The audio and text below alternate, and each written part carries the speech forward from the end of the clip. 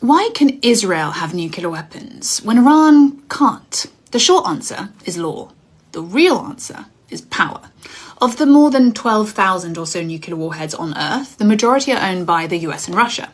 But the legal architecture behind who gets to have them or not was fixed in the Cold War.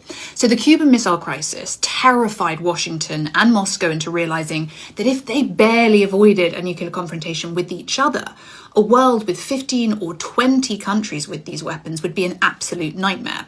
So they worked together on the Nuclear Non-Proliferation Treaty of 1968, the NPT. Now, this might sound boring, but it's really important because under this treaty, if you tested a nuclear weapon before the 1st of January 1967, you were recognized as a nuclear weapon state. That meant 5 countries: the US, Russia, China, Britain, and France.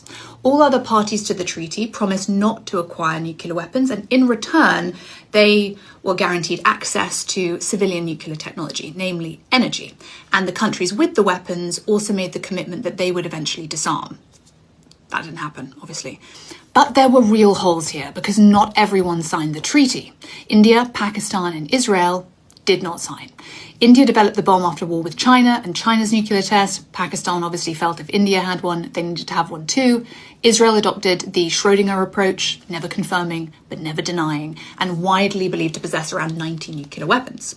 North Korea did sign the NPT in 1985, withdrew in 2003, and then tested a bomb in 2006. Iran, though, did sign the NPT.